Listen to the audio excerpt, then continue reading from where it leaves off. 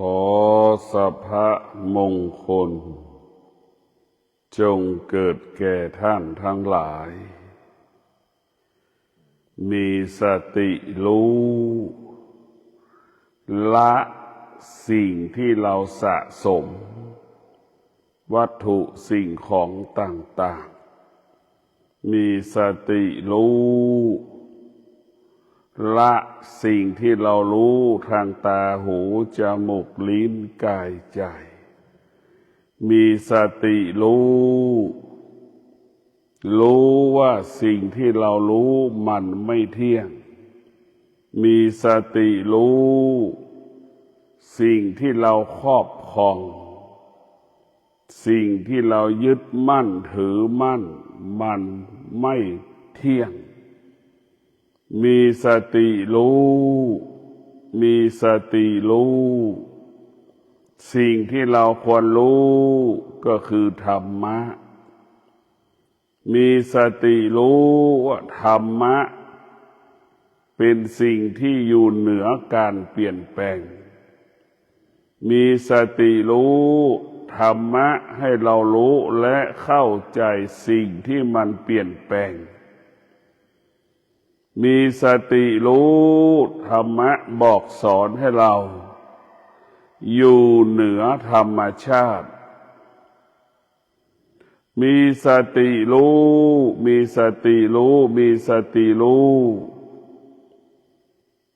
เท่านั้นแหละหรือมีสติรู้เฉย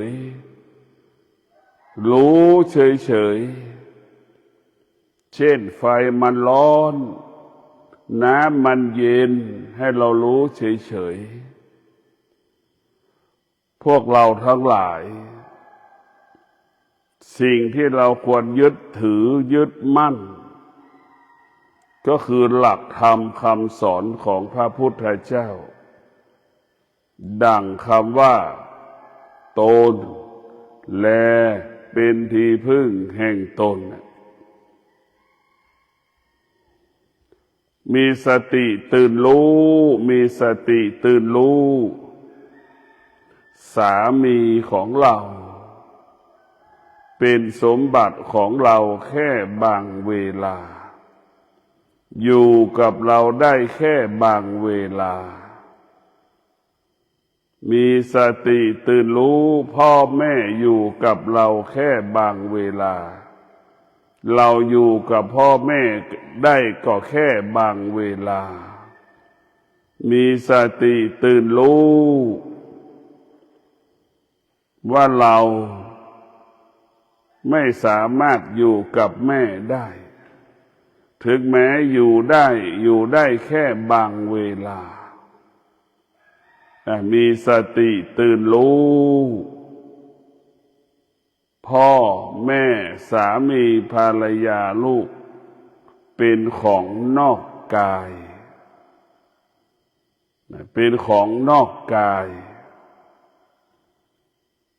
มีสติรู้ว่าธรรมะเป็นสิ่งที่อยู่ในกายธรรมะเป็นสิ่งที่อยู่ในจิตใจของเรามีสติรู้กายกับจิตยึดติดกายกับจิตพิจารณากายกับจิตว่ากายมันไม่เที่ยงจิตมันไม่เที่ยงจิตมันรับรู้สึกไม่พอใจรู้สึกพอใจมันเปลี่ยนแปลงและมันแปรสภาพ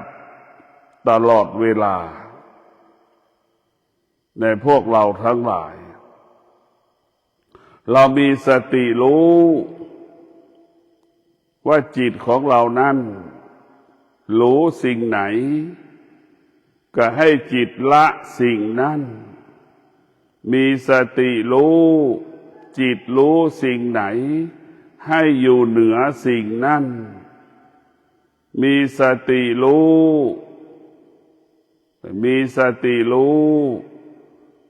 เราไม่ตามรู้สิ่งที่เรารู้มีสติรู้ รู้เฉยๆมีสติรู้เฉยๆเช่นเรานั่งกำลังปวดอยู่นี่เรานั่งเรากำลังปวดตามลำตัวปวดขาเรานั่งสมาธิอยู่ขนาดนี้เรานั่งสมาธิอยู่ขนาดนี้ให้เรารู้สึกกายว่ามันปวดก็ให้รู้ว่ามันปวดเรานั่งสมาธิขนาดนี้เรารู้สึกว่าหงุดหงิดอึดอัดก็ให้เรารู้ว่ามันหงุดหงิดอึดอัดธรรมะก็หมายถึงให้เรารู้เรื่องกายธรรมะก็หมายถึงให้เรารู้เรื่องจิตเรื่องอารมณ์สิ่งที่ไม่พึงปรารถนาสิ่งที่เราพึงปรารถนาให้เรารู้เรื่องสิ่งเหล่านี้ในพวกเราทั้งหลายให้เรารู้ให้เรารู้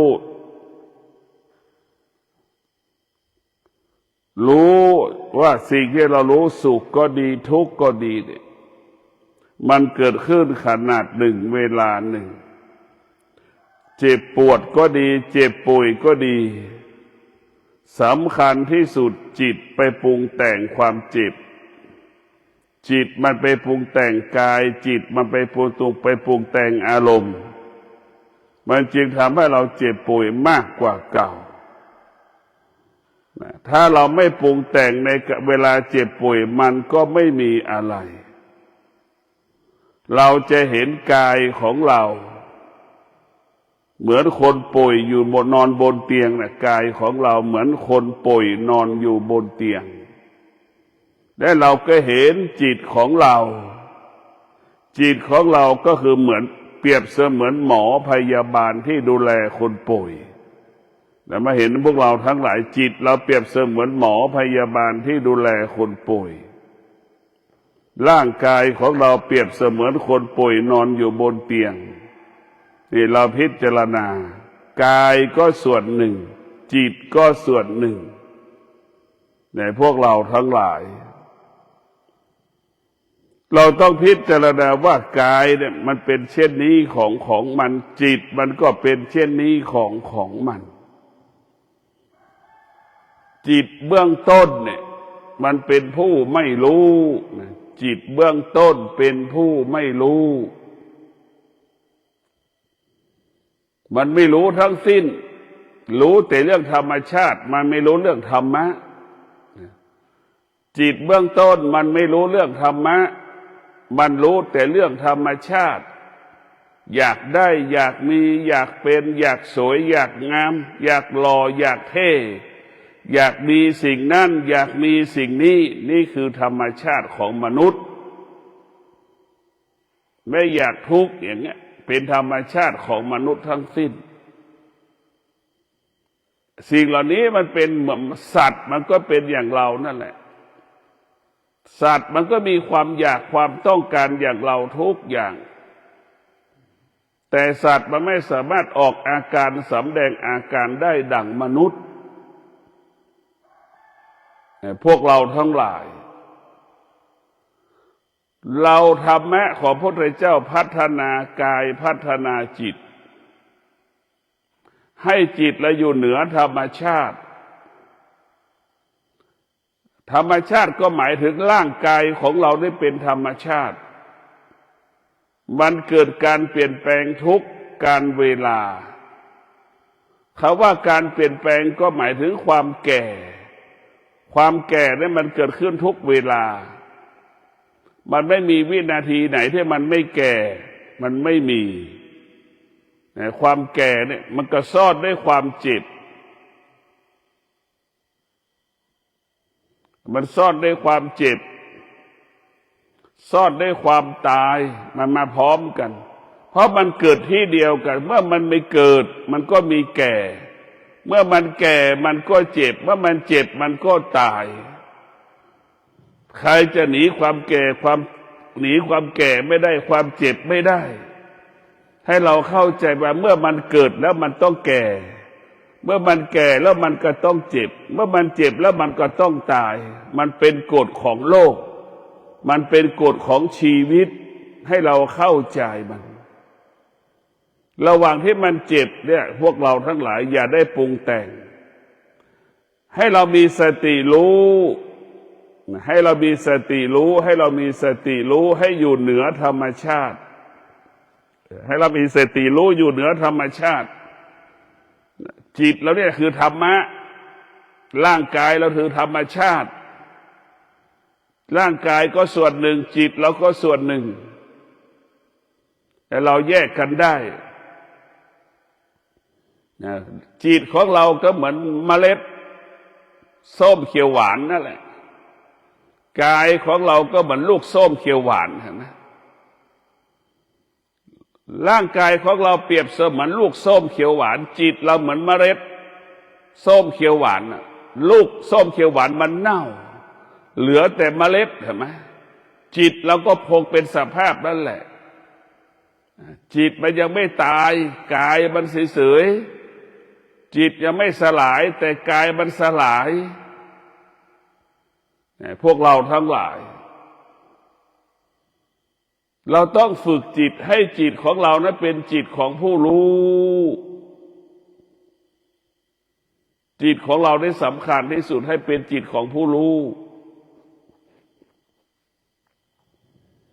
ถ้าเราฝึกจิตให้จิตนั้นเป็นจิตของผู้รู้ให้เราอยู่เหนือธรรมชาติให้รู้เรื่องธรรมชาติเราก็ไม่ต้องตกอกตกใจไม่ต้องหวั่นไหวใดๆทั้งสิ้นทุกคนเกิดจากธรรมชาติทุกคนไม่เข้าใจเรื่องธรรมชาติทุกคนอยู่กับธรรมชาติไม่ได้อยู่กับความแก่ความเจ็บความตายไม่ได้นี่คือธรรมชาติแล้วหนีพ้นไหมเราก็หนีไม่พ้นเพราะฉะนั้นการเกิดมาของเราสิ่งที่เราควรรู้และต้อนรับทุกขณะลมหายใจก็คือรู้เรื่องเกิดเรื่องแก่เรื่องเจ็บเรื่องตายมันเป็นแก่นมันเป็นสาระของชีวิตใช่ไหมเกิดแก่เจ็บตายเนี่ยมันเป็นแก่นมันเป็นสาระของชีวิตเราต้องมาศึกษาพิจารณาเมื่อเราพิจารณาเราจะได้รู้ว่าการเกิดเป็นเหตุให้เกิดความทุกข์สารพัดความทุกข์ที่เรารู้สึกตั้งแต่เรารู้สึกจนเราตายแต่พวกเราทั้งหลายเนี่ยเราต้องรู้การเกิดเป็นเหตุให้เกิดสารพัดปัญหาการเกิดเป็นเหตุให้เกิดคำว่าชอบใจไม่ชอบใจสุขกับทุกข์สารพัดปัญหาที่เราสัมผัสพอใจก็ดีไม่พอใจก็ดีอย่างนี้มันเป็นเหตุให้เราเกิดความทุกข์ทั้งสิ้นเมื่อเรารู้แล้วว่าการเกิดเป็นเหตุให้เกิดความทุกข์และเราจะต้องกลับชาติมาเกิดอีกไหมเราจะต้องพิจารณาหรือเราจะต้องกลับชาติมาเกิดอีกหรือเราจะต้องมาเกิดอีกเราจะต้องพิจารณา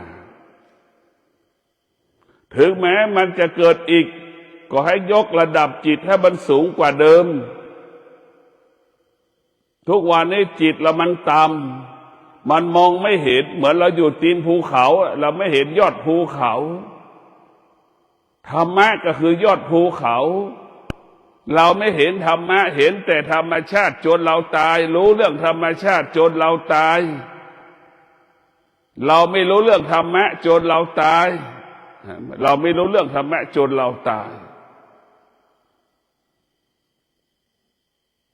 เราต้องรู้สิ่งที่เราควรรู้ก็รู้เรื่องเกิดแก่เจ็บตายนะเป็นแก่นเป็นสาระ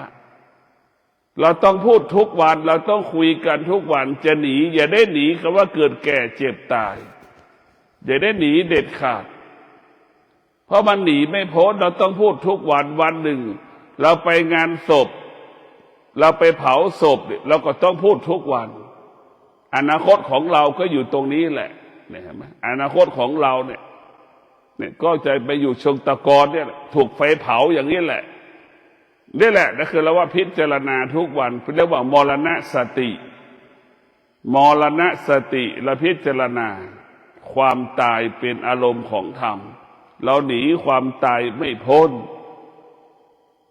ในอนาคตของเราก็เหมือนที่เรากำลังเห็นอยู่นี่ไฟกำลังไหม้เผาร่างสังขารคนตายอย่างเงี้ยเราไปงานศพที่บ้านเราก็พิจารณาเนี่ยอนาคตของเราก็จะเหมือนคนนอนอยู่ในโรงเนี่ยเหมือนเราเศรษฐีก็ได้แค่นี้แหละคนจนก็ได้แค่นี้แหละทุกอย่างก็ได้แค่นี้แหละในพวกเราทั้งหลายเมื่อเราเกิดมาแล้วเราได้ศึกษาเรียนรู้เรื่องหลักธรรมคำสอนของพระพุทธเจ้าเราเกิดมาแล้วเราได้ปฏิบัติตนประพฤติตนตามคำสั่งคำสอนของพระพุทธเจ้าเราก็จะเรียกว่ากายเราสงบวาจาสงบใจสงบเรียกว่าสงบรู้ในพวกเราทั้งหลายสงบรู้ด้วยวิชาปัญญาสงบรู้ด้วยสติและปัญญาสงบรู้ด้วยสติสมาธิสงบรู้ด้วยสติสมาธิสงบรู้ด้วยสติและปัญญาสงบรู้ด้วยวิชาปัญญาแต่พวกเราทั้งหลายอย่ามีเหตุผลอย่าสงสัยทำไมคนถึงตายความตายมันเป็นปกติความตายมันเป็นปกติเราไม่ควรมีเหตุผลกับสิ่งที่มันเป็นความจริงความตายมันเป็นความจริงที่เราจะต้องอยู่กับมันให้ได้ต้องรู้มันเท่าทันมันความเจ็บก็เป็นความจริงเราต้องรู้มันอยู่กับมันให้ได้เนี่ยเราต้องอยู่กับมันให้ได้จะไม่กังวลใจเราจะไปกังวลใจมันเลยให้เราพิจารณาทุกวันว่าธรรมะเนี่ยเป็นสิ่งที่เราควรรู้สิ่งที่เป็นธรรมะก็คือเกิดแก่เจ็บตายน่ะเป็นธรรมะเบื้องต้นพระพุทธเจ้าพระพุทธเจ้ารู้เรื่องนี้แหละเกิดแก่เจ็บตายพวกเราทั้งหลายเมื่อเรารู้ว่าเกิดแก่เจ็บตายเป็นเหตุให้เกิดศาสดาถ้าไม่มีเกิดแก่เจ็บตายจะไม่มีศาสดาโดยเฉพาะเจ้าชายสิทธัตถะเจ้าชายเสียทรงรับรู้เรื่องเกิดแก่เจ็บตายเห็นอาการของการเกิดเห็นอาการของคนแก่เห็นอาการของคนเจ็บเห็นอาการของคนตายว่ามันเป็นทุกข์ว่ามันไม่เที่ยงมันเป็นทุกข์มันเป็นทุกข์เจ้าชายสิทธัตถะจึงหนีออกบวชแล้วก็หนีไปบำเพ็ญเพียรจนได้บรรลุธรรมเห็นธรรมจงเอาธรรมเหล่านั้นมาประกาศให้เรารู้เพราะฉะนั้นถ้าไม่มีเกิดแก่เจ็บตายก็ไม่มีศาสดาในพวกเราทั้งหลายเบื้องต้นเกิดแก่เจ็บตายเป็นสิ่งสกปรกเป็นสิ่งสกปรกเมื่อเราปฏิบัติธรรมประพฤติธรรมแล้วเกิดแก่เจ็บตายเป็นสิ่งสะอาดเป็นสิ่งที่บริสุทธิ์เป็นสิ่งที่หมดจดในพวกเราทั้งหลายกายกับจิตเราสกปรกเปื้อนเมื่อเรามาปฏิบัติธรรมเราก็มาชำระล้างเอาสติปัฏฐานสี่ไปชำระล้างร่างกายของเราเอาสติปัฏฐานสี่ไปชำระล้างจิตใจของเราจนถึงที่สุดจิตของเรากายของเราก็สะอาดหมดจดผ่องใสตลอดกาลเวลาพวกเราทั้งหลาย ล่าที่สุดร่างกายของเราจะสะอาดบริสุทธิ์เราจะเห็นร่างกายหลวงตาบัวไหมพวกเราทั้งหลายเห็นร่างกายหลวงปู่ทองมันใสพวกนี้ขาวผ่องนั่นแหละกายบริสุทธิ์แด่พวกเราทั้งหลายเราต้องพิจารณาเบื้องต้นกายมันสกปรกที่สุดกายนั้นสะอาดได้เพราะศีลสมาธิปัญญาเป็นน้ำยาชำระล้างร่างกายเป็นสบู่เป็นยาสีฟันที่ชำระล้างร่างกายของเราพวกเราทั้งหลายจิตของเรานั้นเป็นของสกปรกจิตของเรานั้นสัพพริสภาพจิตของเราเหมือนนกอินทรีที่มันไปฉกเอาปลาในแม่น้ำแล้วก็มาให้ลูกมันกินเห็นไหมปลามันยังไม่ตายอินทรีก็จับเอาปากมาฉีกหัวปลาเป็นชิ้นปลาก็ดิ้นนะมันโหดเหี้ยมไหมจิตเราก็เหมือนเสือที่มันกำลังกินงัวเห็นไหมแอบซุ่มดักกินงัวน่ะมันโหดเหี้ยมขนาดไหนบ้างนึกดูนะคือจิตของเราเบื้องต้นมันเป็นอย่างนี้แหละคือสภาพจิตมันโหดเหี้ยมมากเนี่ยพวกเราทั้งหลายจิตของเราก็เปรียบเสมือนอีแล้งก็คือกินของเน่าของเหม็นเห็นไหมจิตของเราจะเป็นเช่นนั้นจิตของเราก็เหมือนหมาในกินของเน่าของเหม็นเป็นจุลินทรีย์เป็นแบคทีเรียจิตของเราไม่แตกต่างจากถังขยะสกปรกแบบนั้นแหละอยู่กับสิ่งสกปรกจิตของเราถ้าจิตนั้นไม่พัฒนาจิตมันก็เหมือนนกอินทรีเหยี่ยวแล้งอีกามันเป็นสภาพสัตว์เห็นไหมนานาชนิดที่อยู่ในสิ่งสกปรกนั่นแหละพวกเราถ้าจิตได้รับการฝึกฝนอบรมจิตของเราจะสะอาดจิตของเราก็สะอาดหมดจดผ่องใสเหมือนอัญมณีเครื่องประดับต่างๆโยกเห็นไหมมันก็เปื้อนไปด้วยหินข้างนอกเราต้องผ่าข้างในโยกพวกเราก็พิจารณาดูผ่าออกแล้วนิดเดียวถ้าข้างนอกโยกไปเป็นสิ่งสกปรกจิตของเราก็เป็นเช่นนั้นแหละพวกเราทั้งหลายเหมือนโยกกิเลสตัณหาราคะธรรมชาติทั้งหลายเหมือนเปลือกหินที่มันหุ้มโยกมันเป็นสิ่งสกปรกเนี่ยพวกเราทั้งหลายจิตเราเป็นสิ่งที่สะอาดถ้าเราพัฒนาแล้วนะฝึกฝนแล้วจิตเราจะสะอาดเหมือนโยกนั่นแหละมันจะใสแบบนั้นแหละพวกเราทั้งหลายโดยธรรมชาติของจิตนั้นมันจะสกปรกเมื่อจิตได้รับการฝึกฝนอบรมจิตนั้นถึงสะอาดและบริสุทธิ์จิตนั้นจะมีค่าดังเครื่องประดับเมื่อจิตนั้นได้รับการฝึกฝนอบรมจิตนั้นจะมีค่าดังอัญมณีชั้นหนึ่งของโลกเพชรพลอยที่ไม่ได้เอาไปใส่กรอบมันแม้ไปใส่เครื่องประดับมันแล้วมันก็ไม่มีค่าจิตที่ปราศจากธรรมจิตนั้นก็ไม่มีค่าเช่นเดียวกับเครื่องประดับเพชรพลอยเราไปใส่เครื่องประดับผสมเครื่องประดับและมีคุณค่าขึ้นมาทันทีจิตเรามีธรรมะก็เช่นนั้นแหละมีคุณค่าทันทีคุณค่าของจิตอยู่ที่เรามีธรรมะสติปัญญาทำให้จิตนั้นมีคุณค่าเจ็บเราก็รู้ว่ามันเจ็บป่วยก็รู้ว่ามันป่วยให้เรารู้แค่นั้นละจิตเราฝึกให้มันรู้ความจริงว่าทุกคนเกิดมาก็แก่ก็เจ็บก็ตายนะฝึกให้มันรู้เรื่องความจริงของชีวิตไม่มีใครเกิดมาไม่เจ็บไม่ป่วยไม่ตายมันไม่มีเนี่ยเราให้รู้ความจริงของชีวิตมันเป็นเช่นนี้ของมันพวกเราต้องเข้าใจทุกวันอย่างนี้เราพิจารณาชีวิตของเรานะมันตกอยู่ภายใต้การเปลี่ยนแปลงตลอด เปลี่ยนแปลงอะไรอารมณ์ของเรามันเปลี่ยนแปลงตลอดเวลาอารมณ์ของเราอยู่ภายใต้การเปลี่ยนแปลงตลอดเวลาจิต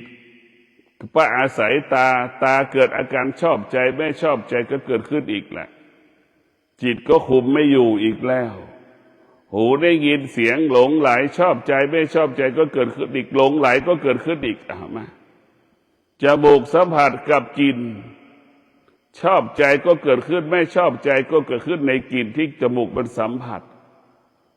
มันเกิดความมันเป็นอย่างนี้ของมันนะพวกเราทั้งหลายมันวุ่นวายอย่างนี้แหละถ้าเราไม่ได้ฝึกมันก็จะเกิดอาการสำแดงอาการมันไม่เป็นเอกภาพมันเป็นผู้ไม่รู้เรามาฝึกนั่งสมาธิให้ตามันเห็นรูปเราก็ให้รู้ว่าเห็นรูปเฉยๆหูได้ยินเสียงเราก็ให้มันรู้ว่าได้ยินเสียงเฉยๆแล้วมันเจ็บปวดก็ให้เรารู้ว่ามันเจ็บปวดเฉยๆเดี๋ยวมันก็หายปวดเองให้เรารู้แบบนี้แต่เราให้รู้อาการของจมูกที่มันสัมผัสกับกลิ่นเราก็เฉยๆลิ้นสัมผัสกับรสชาติอาหารเราก็รู้แล้วก็เฉยๆมันไม่มีอะไรที่เราให้เราต้องไปยึดติดกับสิ่งที่เรารู้พวกเราทั้งหลายมันไม่มีอะไรที่ให้เรารู้สิ่งที่เราควรรู้ก็คือธรรมะตนและเป็นที่พึ่งแห่งตนเราต้องการความสุขเราต้องบำเพ็ญเพียรเราต้องบำเพ็ญเพียรปลดเปลื้องธรรมชาติออกไปก่อนเราต้องบำเพ็ญเพียรถอนธรรมชาติออกไปจากกายจากจิตเราก่อนเราต้องบำเพ็ญเพียรเอาธรรมชาติทั้งหลายให้หมดสิ้นไปจากกายจากจิตแล้วธรรมะถึงจะเกิดขึ้นธรรมะถึงจะอยู่ในกายของเราเพราะธรรมชาติปกปิดธรรมะเราจะต้องถอนธรรมชาติให้หมดให้สิ้นโดยเฉพาะความโลภความโกรธความหลงความอยากเนี่ยปกปิดบังไม่ให้เราเข้าถึงธรรมะให้เราอยู่กับธรรมชาติพวกเราทั้งหลายธรรมชาติมันเป็นของร้อนพวกเราทั้งหลายให้เข้าใจว่าธรรมชาติเป็นของร้อนธรรมชาติมันเป็นของร้อนทั้งสิ้นมันไม่ใช่ของเย็นธรรมชาติเป็นของร้อนตาของเราก็เป็นของร้อนมันรู้ว่าทุกข์มากกว่าสุขมันรู้เรื่องความวุ่นวายมากกว่าความสงบเห็นไหมตามันเป็นของร้อนเราอยากเห็นตาก็เหมือนเสือนะกินงัวนั่นแหละเป็นเช่นนั้นแหละพวกเราทั้งหลายเหมือนเสือที่มันกัดกันนั่นแหละแย่งชิงดีชิงเด่งแย่งอาหารกันนั่นแหละตาเป็นของร้อนหูของเราก็เป็นเช่นเดียวกันหูเราก็เป็นของร้อนเหมือนงูเหลือมกินคนนั่นแหละเราเป็นเช่นนั้นแหละพวกเราทั้งหลายหูของเราก็เป็นของร้อนทั้งสิ้นได้ยินแล้วเป็นทุกข์มากกว่าเป็นสุขได้ยินแล้วกังวลใจมากกว่าความสงบใจในพวกเราทั้งหลายจมูกของเราก็เป็นของร้อนสัมผัสกับกลิ่นที่ไม่พอใจมากกว่าสิ่งที่พอใจจมูกจึงเป็นของร้อนลิ้นของเราก็เป็นเช่นนั้นสัมผัสกับสิ่งที่ลิ้นไม่ชอบใจนั่นแหละลิ้นจึงเป็นของร้อนกายของเราก็เป็นของร้อนมันเกิดแก่เจ็บตายทุกวันมันเป็นของร้อนทั้งสิ้นใจของเรามันก็กังวลใจของเราก็เป็นของร้อนร่างกายของเราไม่มีสิ่งไหนที่เป็นของเย็นมันไม่มีเป็นของร้อนทั้งสิ้นร้อนด้วยโลภะโทสะโมหะครอบงำร้อนด้วยความอยากที่มันปรากฏเกิดขึ้นที่ตาหูจมูกลิ้นกายใจ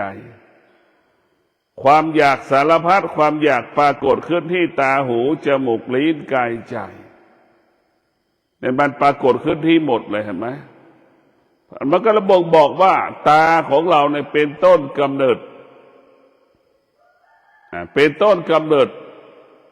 สิ่งต่างๆที่มันกระทบตาหูจมูกลิ้นกายใจเกิดอาการชอบใจเกิดอาการไม่ชอบใจมันเกิดขึ้นที่ตาหูจมูกลิ้นกายใจทั้งหมดทั้งสิ้นเรียกว่าตาอายตนะของเราเปรียบเสมือนประตูและหน้าต่างประตูบ้านเราต้องปิดให้แน่นปิดให้สนิทเราจึงมีคำว่ามีสติมีสติอยู่ที่ตามีสติอยู่ที่หูมีสติอยู่ที่จมูกมีสติอยู่ที่ลิ้นมีสติอยู่ที่กายมีสติอยู่ที่จิตเราให้เรารู้มีสติรู้ให้เรามีสติรู้ตลอดเวลาเมื่อเรามีสติรู้เมื่อไหร่แล้วแหละพวกเราทั้งหลายเราก็อยู่เหนือรู้ทันทีตาเห็นรูปเราก็อยู่เหนือรู้หูได้ยินเสียงเราก็อยู่เหนือรู้จมูกมันสัมผัสกับกลิ่นเราก็อยู่เหนือรู้เรียกว่าอยู่เหนือรู้ลิ้นเราสัมผัสกับรสชาติอาหารต่างๆเราก็อยู่เหนือรู้ในพวกเราทั้งหลายแต่เราต้องอยู่เหนือรู้แต่เราต้องอยู่เหนือรู้เมื่อเราอยู่เหนือรู้แล้วนี่พวกเราทั้งหลายมันก็ไม่มีอะไรให้เรารู้มันเราก็ไม่ยึดติดมันเพราะตาหูจมูกลิ้นกายใจเนี่ยมันไปติดในสิ่งที่เป็นสมมุติบัญญัติทั้งสิ้นมันไปติดสิ่งสมมุติบัญญัติไปหลงในสิ่งสมมุติบัญญัติมันจึงออกไม่ได้สิ่งที่เป็นสมมุติบัญญัติเปรียบเสมือนกาวดักหนูจิตเราก็เหมือนหนูติดกาวมันทุกข์ทรมานไหมหนูติดกาวเหมือนช้างติดบ่วงเหมือนวัวควายอยู่ในคอกมันทุกข์ทรมานไหมพวกเราทั้งหลายทุกวันนี้สภาพจิตเราไม่อิสระเพราะเราไปติดในสมมุติบัญญัติถ้าจิตเราเป็นอิสระเหมือนวัวควายที่อยู่ในป่ามันสบายช้างม้าอยู่ในป่ามันสบายกับช้างม้าที่ถูกขังไว้มันแตกต่างกันยังไงวัวควายที่ถูกขังมันแตกต่างกันอย่างไรพวกเราก็พิจารณาดูนั่นแหละคือสมมุติบัญญัติมาให้เราไปติดไปหลงไปติดในสุขไปติดในทุกข์ไปติดที่พอใจไปติดได้ไม่พอใจไปติดในความโลภความโกรธความหลงเนี่ยสิ่งเหล่านี้แหละเราให้เกิดความทุกข์เพราะสิ่งเหล่านี้ในพวกเราต้องมีสติพิจารณาชีวิตของเราต้องอยู่เหนือธรรมชาติเราอยู่กับธรรมชาติแต่เราอยู่เหนือธรรมชาติเหนือความแก่เหนือความเจ็บเหนือความตายเหนือความโลภความโกรธความหลงโลภะโทสะโมหะอยู่เหนือเวทนาอยู่เหนืออุปาทานอยู่เหนือนิวรณ์เราจะต้องอยู่เหนือมันหมดเมื่อเราอยู่เหนือมันก็เปรียบเสมือนเราขี่เหมือนจ็อกกี้ขี่หลังม้าเห็นไหมเมื่อเราอยู่เหนือมันก็เหมือนเราเป็นควานช้างขี่คอช้างนั่นแหละสบายไหมแต่เรากำกับมันได้ควบคุมมันได้เหมือนจ็อกกี้ขี่หลังม้าควบคุมม้าได้เหมือนควานช้างขี่คอช้างควบคุมช้างได้นั่นแหละพวกเราทั้งหลายสภาพจิตของเรานั้นเมื่อได้รับการพัฒนาจิตของเราจึงจะเป็นจิตของผู้รู้จิตของเราจึงเป็นจิตของผู้รู้ขอให้พวกเราได้พิจารณาถอนธรรมชาติออกไป หรือให้กายเราให้จิตของเราอยู่ห่างๆปราศจากความโลภความโกรธความหลงอยู่ห่างๆกับสิ่งที่มีอยู่เป็นอยู่อยู่ห่างๆกับสิ่งที่เป็นอยู่แต่พวกเราทั้งหลายต้องพิจารณาอยู่ใกล้มันก็เป็นทุกข์แต่พวกเราทั้งหลายเราต้องอยู่ห่างๆมีสติรู้ก็อยู่ห่างว่าไฟมันร้อนมีสติรู้ตามันสัมผัสกับสิ่งที่ตาเราสัมผัสมันเป็นของร้อนเราก็อยู่ห่างๆเช่นเดียวกับหูสัมผัสกับเสียงที่มันร้อนเราก็ปิดเรียกว่าปิดหูปิดประตูปิดหน้าต่างมันก็ไม่ต้องรับรู้ถึงแม้รับรู้เราก็ควบคุมมันได้เราลองไปปิดประตูหน้าต่างนั่นแหละ